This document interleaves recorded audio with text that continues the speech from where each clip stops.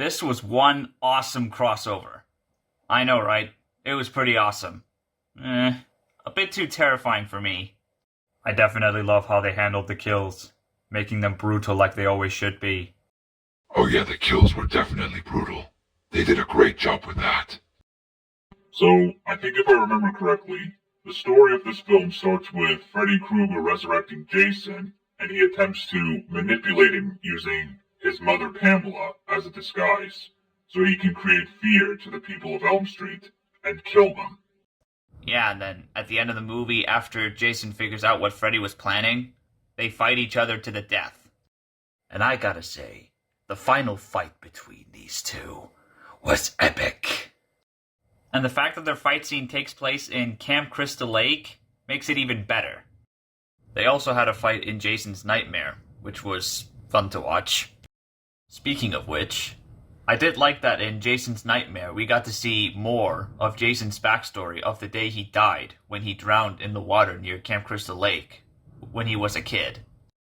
So, here's what happened. When Jason was a kid, he got bullied because of his appearance.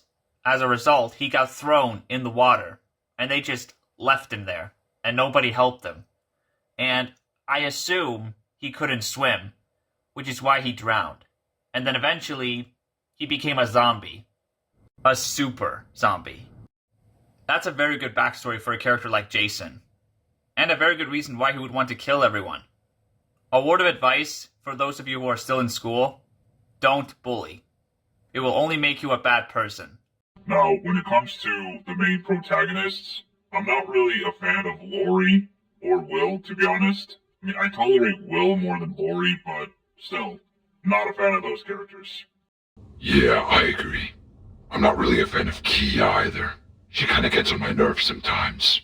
Her death scene was terrifying, though. Yeah, I can agree with you on that. That was pretty brutal.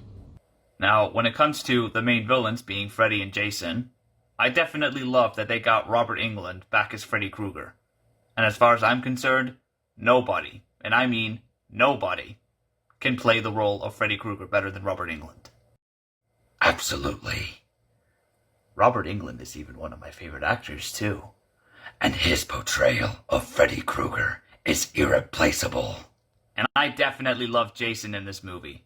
Like, his costume design, his killing moments, it makes the character so menacing and terrifying. I love Jason in this movie. Me too. They made him into an absolute badass character.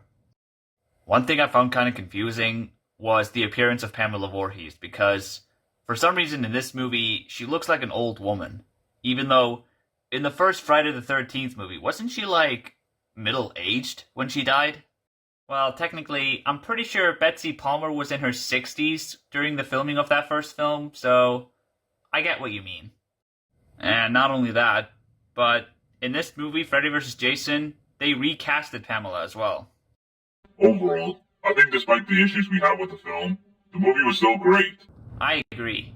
This might be my favorite crossover of all time, and my second favorite versus movie after Godzilla vs. Kong.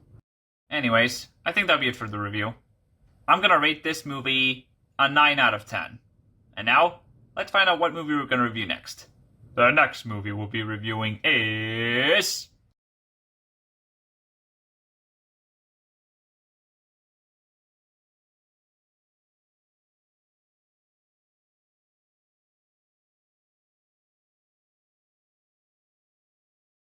Beetlejuice. Yes, a movie with Michael Keaton. Thanks for watching. If you like this video, please leave a like. But if you like this channel, please subscribe. See you next time.